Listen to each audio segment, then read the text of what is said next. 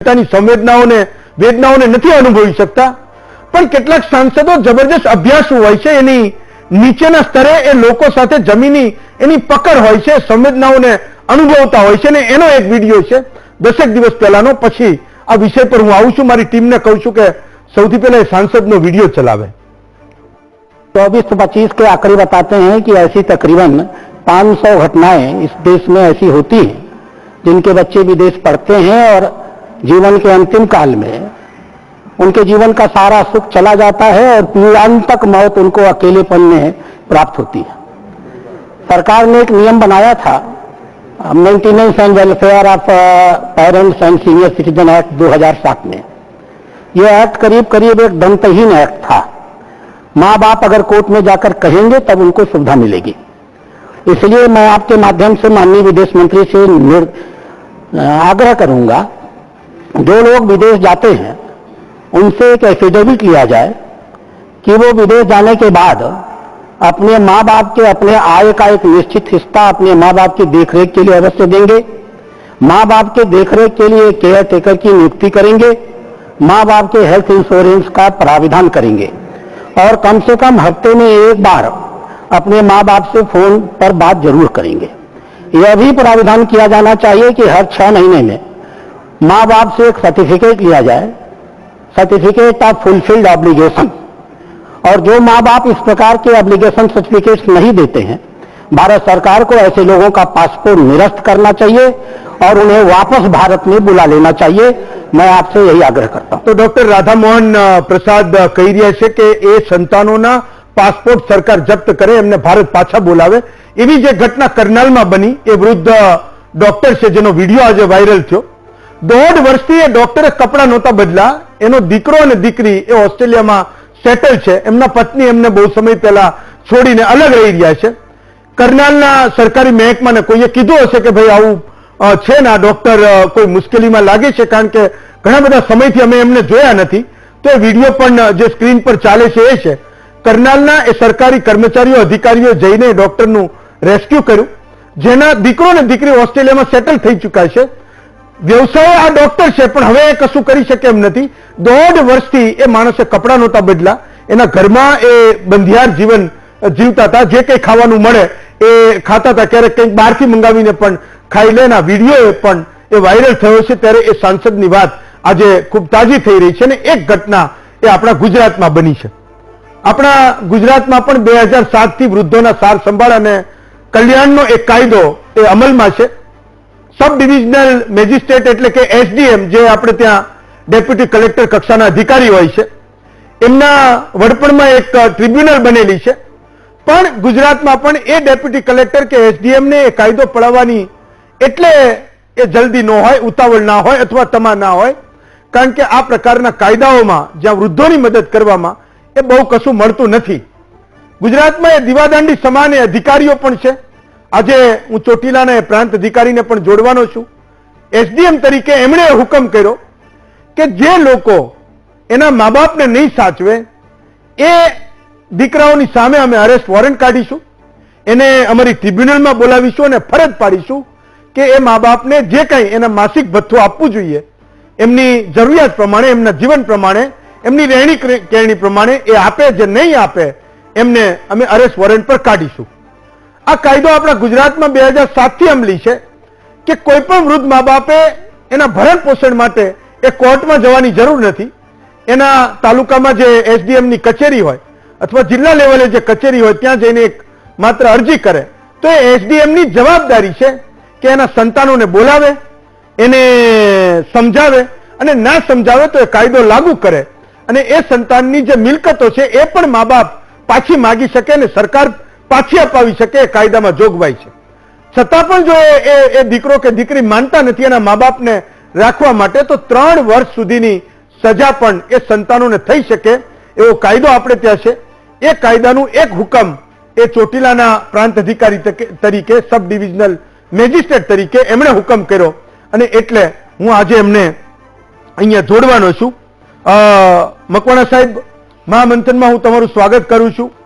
मारो पहलो सवाल ए छे के माँ बापनी सार संभाळ नहीं लेनारा ए संतानोनी सामे તમારે કેમ એવો હુકમ કરવાની વાત કરવી પડી કે અમે એરેસ્ટ વોરંટ કાઢીશું જો તમે તમારા મા બાપને નહીં સાચવો?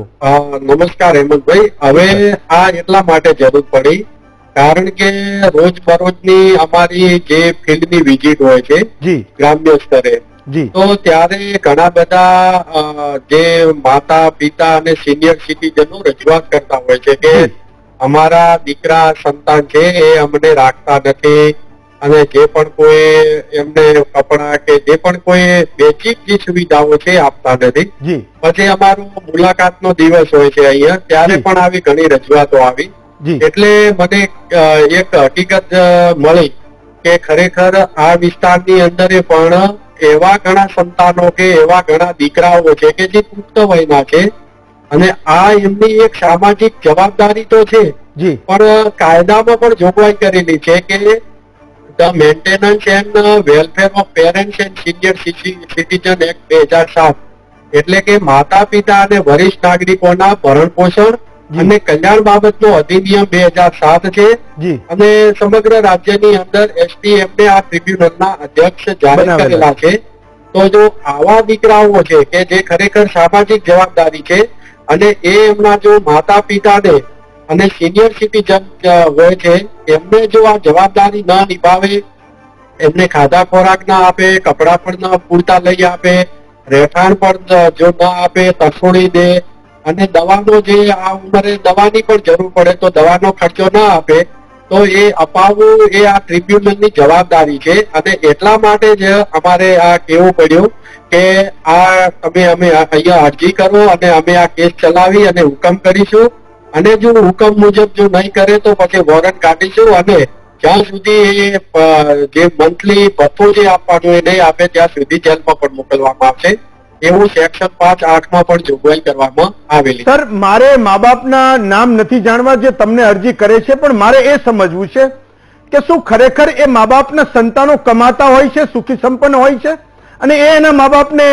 રાખવાની ના પાડે છે, જેને તમને અરજી કરવી પડે કે મારો દીકરો કે દીકરી મને એવા જ કે જે સદ્ધર છે, ઘરે ઇન્કમ પણ ઘણી બધી છે, એવું નથી કે એ ખુદ કમાતા ન હોય અને ન આપી શકતા હોય એવા નથી. એ ખરેખર કમાય છે, નોકરીઓ પણ સારી કરે છે, આવક પણ છે, સદ્ધર છે, બધી રીતે કુટુંબ છે એ કુટુંબ કમ્પ્લીટ છે, પણ તે છતાંય એક મા બાપ જે ઘરડા થયા છે અત્યારે અથવા તો એ કમાઈ શકે એવી પરિસ્થિતિમાં નથી, એટલે એમને એ બિન ઉપજાવું ગણી કે જેમના મનમાં જે પણ પ્રશ્ન હોતો હોય એવી રીતે કરીને જે અડધૂત કરે છે અને જે રાખવાની જે ના પાડે છે, એટલે કે ઘડી કે આ દીકરાને ત્યાં રહેવાનું, પેલો દીકરો ત્યાં હોય તો કે આ દીકરાને ત્યાં રહેવાનું, આવી બધી જે માનસિકતા જે મા બાપ પ્રત્યે છે એવી અરજીઓ અમને મળી છે. એટલે ખરેખર જે દીકરા છે એ તો કમાતા ધમાતા જ છે, એમાં કોઈ પ્રશ્ન નથી. મારો છેલ્લો પ્રશ્ન, સુરેન્દ્રનગર જિલ્લામાં અથવા તો તમારા વિસ્તારમાં અગાઉ એવી કોઈ મા બાપે અરજી કરી હોય કે મારા સંતાનો મને નથી રાખતા ને એની સામે અરેસ્ટ વોરંટ કાઢ્યું હોય, કોઈ દાખલો જિલ્લા વહીવટી તંત્રએ બેસાડ્યો હોય? જો હોય તો મને એ સમજવું છે કે આવું થઈ શકે. ના, એવા નથી થયા કારણ કે અમારા કેસ પ્રોસિડિંગમાં છે અને પહેલા તો આ વિસ્તારની અંદર તો આ કાયદાની કોઈ ખબર જ નથી. જી સાચું કહીએ તો આ કાયદાથી અજાણ હતા. હજુ મને લાગે ત્યાં સુધી સિટી વિસ્તારમાં આ કાયદાની જાગૃતતા છે એ ઘણી છે, પણ ગ્રામ્ય લેવલે છે ને આ કાયદાની જે જાગૃતતા હોવી જોઈએ એ જાગૃતતા બિલકુલ નહીવત પ્રમાણમાં હતી. એટલે અમે આવીને એ પેલા તો આ કાયદા વિશે પછી સમજૂત કર્યા કે તો તમે કાંઈ નહીં, આ કાયદા હેઠળ તમે અમને અરજી કરો, બરાબર છે, કારણ કે કોઈ પણ સમસ્યા હોય તો એનું નિરાકરણ ક્યાંથી લાવવું એ તો કાયદાકીય જોગવાઈ મુજબ જ ચાલવું પડે. એટલે પછી એમને આ કાયદા મુજબ અમે અરજીઓ કરાવી અને આ રીતે પ્રોસિડિંગમાં લીધું. ચાલો, એ વૃદ્ધ મા બાપની મદદ કરવામાં તમને પણ કુદરત ખૂબ મદદ કરે એવી હું શુભકામના પાઠવું છું, ભગવાનને પ્રાર્થના કરું છું કે તમારા નેતૃત્વમાં જેટલા પણ તમારા જિલ્લામાં તમારા વિસ્તારમાં એવા મા બાપ હોય એને ન્યાય મળે ને સંતાનોને કાયદાનું ભાન થાય. સર, તમે અમારી સાથે જોડાયા, હું આપનો ખૂબ ખૂબ આભાર માનું છું. મુદ્દો એ છે કાયદો શું સંતાનોને ફરજનું ભાન કરાવશે? આપણે એ બંને વક્તાઓને જોડું છું. ડોક્ટર વાસુદેવ પટેલ છે, ફેડરેશન ઓફ ગુજરાતી એસોસિએશન યુએસએના એ પોતે પ્રમુખ છે, અને જયેશ ઉપાધ્યાય છે બોલબાલા ટ્રસ્ટના પોતે પ્રમુખ છે, આ દિશામાં ખૂબ કામ કરી રહ્યા છે. હમણાં એક મંચ પણ બન્યો કે જેના સંતાનો વિદેશમાં કાયમી રહી ગયા હોય અને એના મા બાપો જે અહીંયા હોય એમને કઈ રીતે મદદ થાય એનો એક બિન સરકારી મંચ પણ બન્યો છે. ડોક્ટર વાસુદેવ પટેલ, મારો સવાલ એ છે કે ભારતમાં તો ઠીક છે કિસ્સાઓ વધી રહ્યા છે, ગુજરાતમાં પણ વર્ષોથી આ સમસ્યાએ ઘર કરી ગઈ છે, પણ મા બાપો પોતાના સંતાનોના નામ આવે નથી ઈચ્છતા તો કદાચ 5 લાખ 10 લાખ મા બાપે કદાચ કોઈક એક મા બાપ એ સરકાર પાસે પહોંચતો હશે ને વાત કરતો હશે, કદાચ 5-10 લાખ મા બાપે કદાચ એ વૃદ્ધ મા બાપની જોડી હશે જે એના સગાવાલામાં પણ એ વાતને કરે કે મારો દીકરો કે દીકરી એ મને રાખતા નથી, મારું ભરણ પોષણ કરતા નથી. તો તમારો દેશ જે અહીંથી જાય છે, અમેરિકા જાય છે, બ્રિટન જાય છે, ઓસ્ટ્રેલિયા, ન્યુઝીલેન્ડ જાય છે, ઇવન ગલ્ફમાં જાય છે, એમને એટલું બધું વાલું લાગી જાય છે કે અહીંયા રહેલા મા બાપની એ સાર સંભાળ લેવા તૈયાર નથી. એ કિસ્સાઓ હવે સરકારની કોર્ટમાં પહોંચી રહ્યા છે. ડોક્ટર વાસુદેવ પટેલ. પહેલા તો સર્વને મારા વીટીવીના દર્શક મિત્રો મારા નમસ્કાર. જી સર.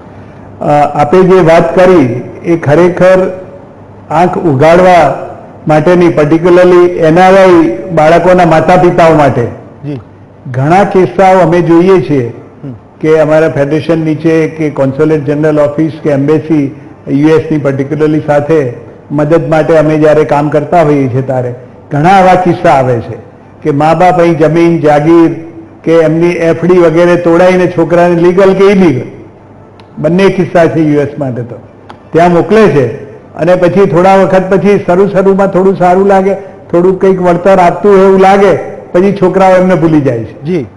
હવે પર્ટિક્યુલરલી પરણ્યા પછી આપણે કોઈની અગેન્સ્ટમાં નથી, પણ કદાચ એમની પોતાની જવાબદારીની સાથે સાથે મા બાપની પણ એમની જવાબદારી છે કે જે મા બાપના લીધે ત્યાં આવ્યા છે કે એમના આર્થિક સહકારથી, સહયોગથી એ લોકો ભૂલી જતા હોય છે.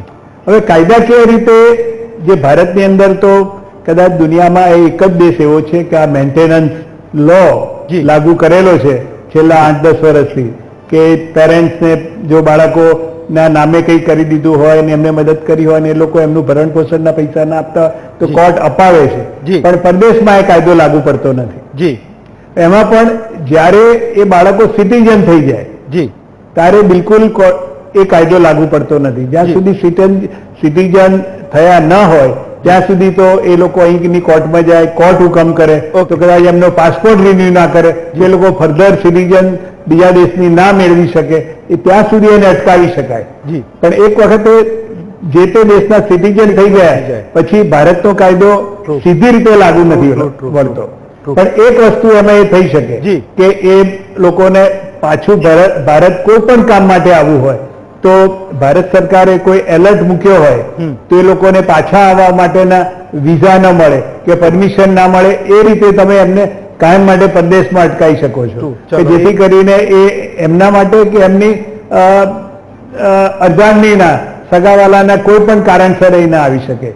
સેકન્ડ થિંગ કે એમને જો ભારતની અંદર કોઈ પ્રોપર્ટી વસાવી હોય તેની અંદર ચોક્કસ પેરેન્ટ્સનો અધિકાર છે. Even though they became the citizen of whatever the country they are living, NRI status થી. એટલે એ વસ્તુ એક ભારત સરકારે ઘણી સરસ ઓપન કરી છે. ડેફિનેટલી પેરેન્ટ્સ જેમ પહેલા પણ મારા જે સહયોગી હતા એમને વાત કરી એમ, અને તમે પણ કહ્યું કે લોકોમાં આ જાગૃતિ, આ એમનો ફરજ અને અધિકાર બંને વસ્તુ છે એ જણાવવાની જરૂર છે. મોટા પાયે ઘણા રીલ જોઉં છું આવા કિસ્સાના આવતા હોય છે, ક્યારેક પ્રાઇવેટ યુટ્યુબર્સ આવી વસ્તુઓ મૂકતા હોય છે, પણ સરકારે પણ એક મોટી ઝુંબેશ ઉપાડવાની જરૂર છે અને આ માટે ઘણું કામ કરવાનું. મને ડોક્ટર એટલે વિશ્વાસ છે કે આ દિશામાં કંઈક થશે, એટલે કે સંસદથી માંડીને એક નાના એવા તાલુકાના એસડીએમએ આ વાત એક પેરેલલ સમયમાં ઉપાડી છે, તો મને એવું લાગે છે કે ગુજરાત પણ એનાથી લાભાન્વિત થશે. જયેશભાઈ, તમારું ટ્રસ્ટ આ દિશામાં ખૂબ કામ કરી રહ્યું છે. હું એ સમજવા માંગુ છું કે મા બાપો જે સરકાર પાસે નથી જતા, ફરિયાદ કરવા નથી જતા, જે લોકો કોર્ટનું પગથિયું નથી ચડવા માંગતા ને એના સંતાનોને એ એક્સપોઝ કરવા નથી માંગતા કે મારું ધ્યાન નથી રાખતા, એ મા બાપોની સ્થિતિ આખરે ગુજરાતમાં હોય છે શું એ હું સમજવા માંગુ છું. જયેશભાઈ. સૌથી પહેલા તો મહામંથનની ટીમને હું હૃદયથી આવકારું છું અને ખાસ અભિનંદન એટલા આપું છું કે આ વિષય અમારા ખ્યાલમાં મૂક્યો. આવો બનાવ 2-3 દિવસ પહેલા મારા ત્યાં સિનિયર સિટીઝન લોકોનો પસંદગી મેળો હતો. એમાં એક 70 વર્ષના વડીલ મેરેજ કરવા માટે તૈયાર થયા. એકલવાયા વડીલો માટે અમે મેરેજ કરવાનું કામ કરતા હોય ત્યારે આવું કેમ થયું તો મને કે છોકરો વયો ગયો વિદેશ ને બેન એક્સપાયર થઈ ગયા, એટલી જિંદગી કેમ કાઢવી એ બહુ મુશ્કેલીનો સમય હતો. એટલે આર્થિક પાસું એક સામાજિક પાસું, દીકરા વિદેશ સેટ થઈ ગયા, અહીંયા જિંદગી કેમ કાઢવી બોલબાલાના કાર્યક્રમોમાં પસાર કરે. પણ અમે કેટલીક વાર ને સાચવીએ ત્યારે આ પ્રકારનો કાયદો હોય. છોકરા વિદેશ સેટ થઈ ગયા અને એકલા વૃદ્ધ લોકો કેવી રીતે જીવન પસાર કરે. ખરેખર લોકોએ પણ વિચાર કર્યો છે કાયદામાં જે જોગવાઈ છે. હું જ્યારે પણ રાજકોટ જિલ્લા કલેક્ટર શ્રી એસડીએમ સાહેબને મળીશ ત્યારે ચોક્કસ આ વિષય ઉપર ભાર મૂકી અને રાજકોટમાં પણ કડક અમલવારી થાય. કારણ કે 5000 વડીલોનો સમૂહ ધરાવતી અમારી સંસ્થા છે. રાજકોટમાં હમણાં જ બસ પાસની ઝુંબેશમાં પણ બોલબાલા ટ્રસ્ટે લીડ કરી તો રાજકોટમાં સિનિયર સિટીઝન માટે બસ પાસનો ફ્રી કાયદો આવ્યો. સરકારને રજૂઆત કરશું તો 100% સપોર્ટ કરશે. જયેશભાઈ એક મુદ્દો એ છે કે એ વૃદ્ધ મા બાપ ક્યારેય નહીં ઈચ્છે કે એના સંતાનોનું નામ સરકારના ચોપડે આવી રીતે જાય. તમારા જેવા ટ્રસ્ટો જે આ દિશામાં કામ કરે છે એમણે એક બ્રિજની ભૂમિકા નિભાવવાની જરૂર છે. હું માનું છું કે કદાચ તમારા માથે એ એકમાત્ર જવાબદારી આગેવાન બનતું કે એ મા બાપ અને એ એસડીએમ અને એના સંતાનોની વચ્ચે કંઈક તમારા જેવા ટ્રસ્ટોએ એને ભાવનાત્મક રીતે બાંધવાની જરૂર છે. હું માનું છું કે એ મા બાપે પણ કોઈ રાક્ષસનો જન્મ નથી પાડતું.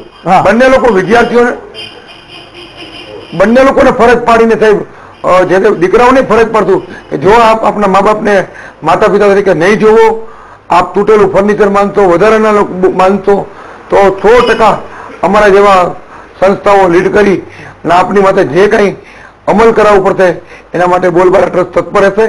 અને મને પણ આનંદ થયો કે આ પ્રકારનો એક્ટ છે પરંતુ અમલવારીની ક્યાંક કમી હતી. તો હું ઘણી ગવર્મેન્ટની કમિટીમાં છું તો નેક્સ્ટ કમિટીમાં જઈશ અને આ કાયદા વિશે વડીલોને પણ હું સજાગ કરીશ કે આ પ્રકારનો કાયદો હોઈ શકે છે. ઘણી વાર વડીલો હિંમત હારી જતા હોય, મારે મારા દીકરા સામે કરવાનું, મારે ફરિયાદ કરવાની, પરંતુ વડીલોની પક્ષ લઈ અને વડીલોને પરિવારને બે એક થાય એ માટે બોલબાલા ટ્રસ્ટ અને હું પોતે આમાં નિમિત્ત બનીને મહામંત્રીને ની ટીમને અભિનંદન આપું છું.